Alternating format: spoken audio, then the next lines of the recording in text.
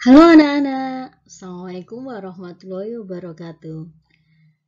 Tetap jaga kesehatan ya, cuci tangan, pakai sabun, dan menggunakan masker jika kalian keluar rumah.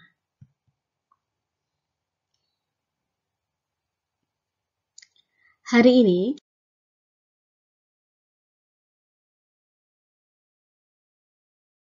kita akan belajar tentang energi dan kalor. Jangan lupa subscribe ya.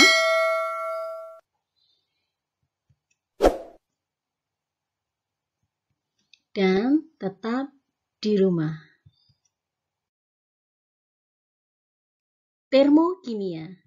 Termokimia berasal dari kata Yunani yang berarti termos, artinya panas atau kalor, dan kimia. Sehingga termokimia diartikan sebagai ilmu kimia yang mempelajari tentang kalor reaksi, yaitu banyaknya panas yang dilepas atau diserap, atau dengan kata lain disorpsi akibat reaksi kimia. Ilmu ini digunakan untuk memperkirakan perubahan energi yang terjadi dalam proses reaksi kimia, pembentukan larutan, maupun pada perubahan fase zat.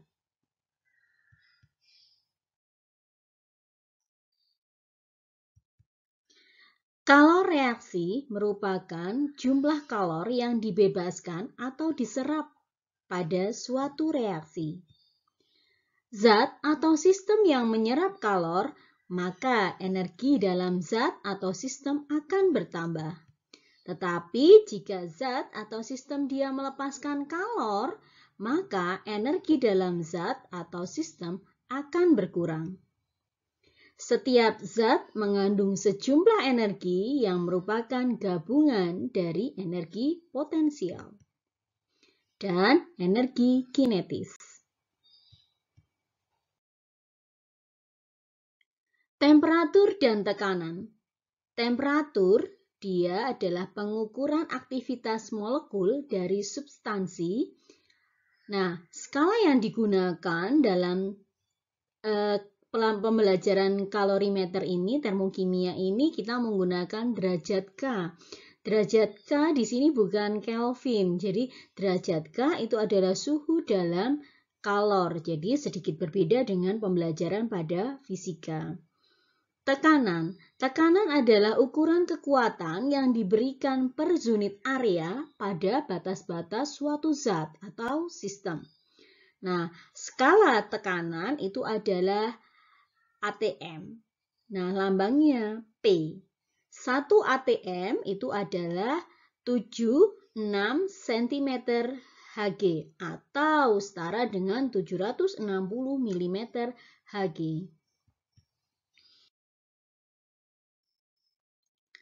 Energi. Energi adalah kemampuan sistem untuk melakukan kerja atau memproduksi panas.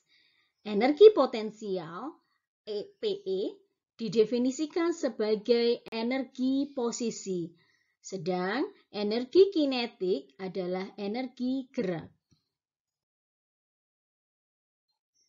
Makroskopik dan mikroskopik dari energi, yang pertama adalah bentuk makroskopik energi itu ada dua, yaitu energi potensial dan energi kinetik. Bentuk makroskopi dari energi merupakan energi yang bisa divisualisasikan karena dia berkaitan dengan posisi objek dan kecepatannya.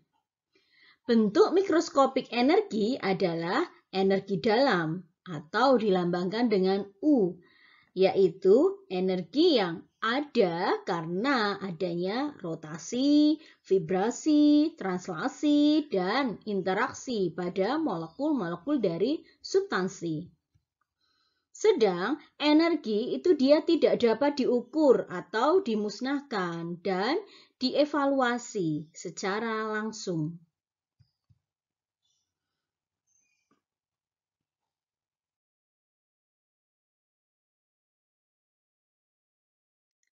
Pembelajaran selanjutnya adalah entalpi.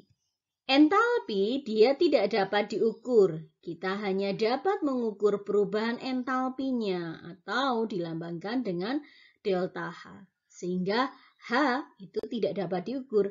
Yang dapat kita ukur adalah perubahan entalpinya. Pada reaksi kimia, perubahan entalpi itu adalah selisih antara entalpi hasil reaksi dengan entalpi preaksinya. Atau bisa dirumuskan ketika A bereaksi menjadi B, maka akan diperoleh delta H itu sama dengan HB dikurangi dengan HA. Atau perubahan entalpi reaksinya adalah entalpi dari senyawa B dikurangi dengan entalpi dari senyawa A. Atau dapat dirumuskan dengan delta H sama dengan delta H hasil dikurangi H reaksinya.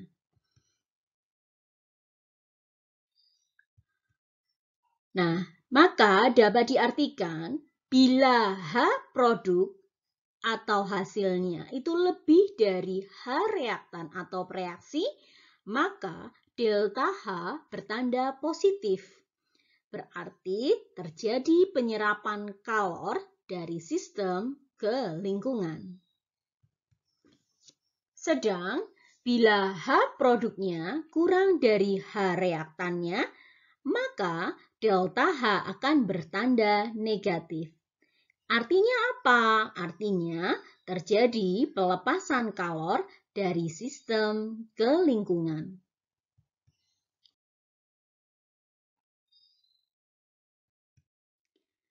Asas kekekalan energi dikemukakan oleh James Prescott Joule. Berbunyi, energi tidak dapat dimusnahkan atau diciptakan. Artinya apa? Artinya energi dalam semesta itu adalah tetap. Jadi, energi yang menyertai suatu proses kimia ataupun proses fisika hanyalah merupakan perpindahan atau perubahan bentuk energi.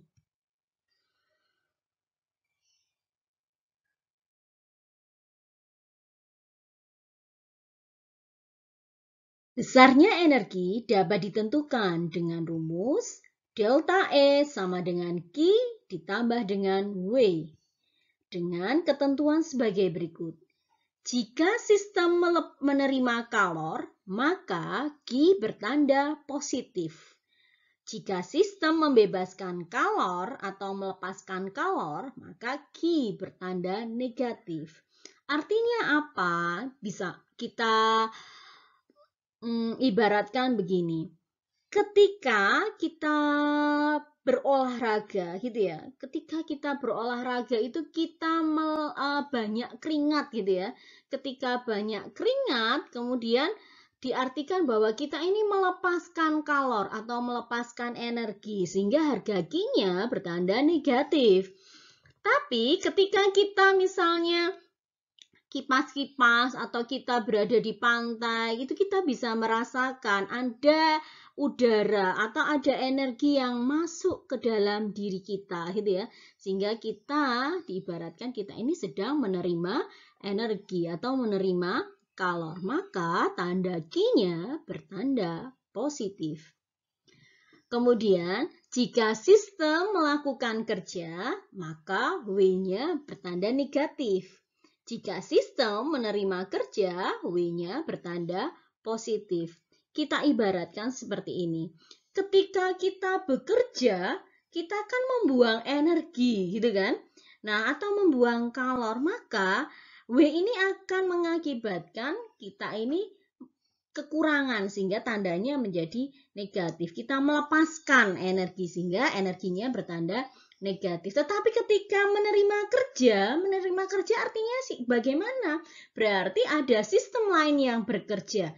Maka kita dapat tambahan energi. Makanya W-nya bertanda positif. Maka agak sedikit berbeda dengan ketika nanti di pembelajaran fisika gitu ya. Jadi kamu harus bisa membedakan kapan itu dipakai untuk kimia, kapan itu dipakai untuk fisika.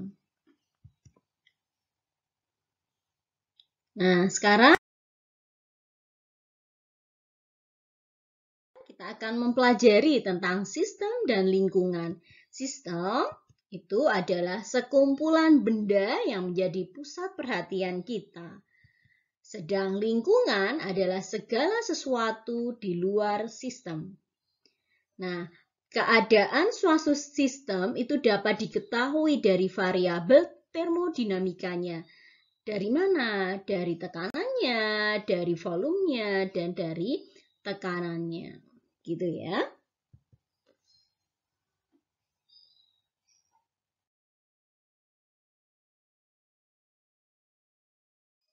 Nah, sistem itu dia dibedakan menjadi 3. Sistem yang pertama itu adalah sistem terbuka. Kamu amati, ketika kita membuat kopi gitu ya, membuat air kopi itu kita tuangkan air panas ke dalam serbuk kopinya.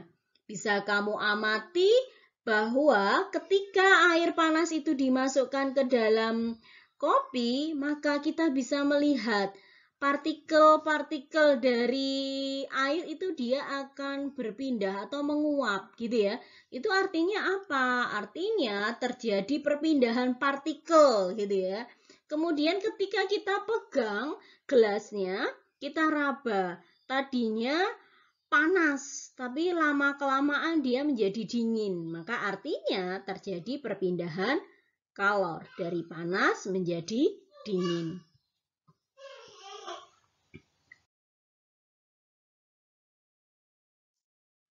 Sistem yang kedua adalah sistem tertutup. Sistem tertutup bisa kamu amati, air kopinya saya tutup, gitu ya. Nah, ketika diamati itu partikel yang ada di dalam gelas itu tidak bisa keluar, tetapi dia berada di atas tutup gitu ya, di atas tutupnya. Jadi ketika nanti tutupnya ini kita buka, pasti ada partikel air yang berada di bawah tutup gelas gitu ya. Maka artinya apa? Dalam sistem tertutup ini dia tidak terjadi perpindahan partikel.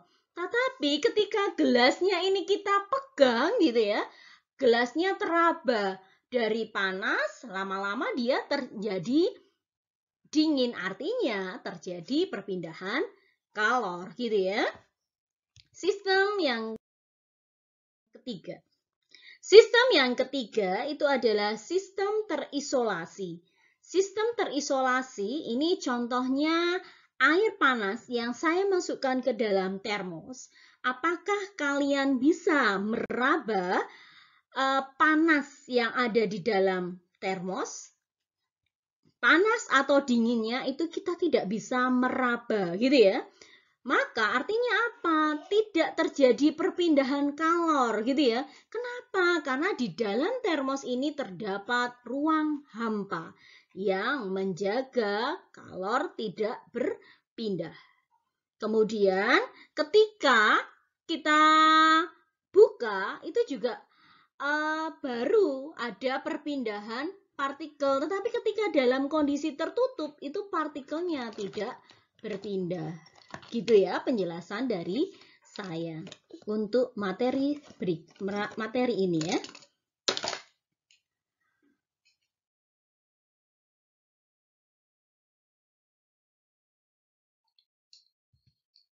Jangan lupa like, share, dan subscribe channel ini ya.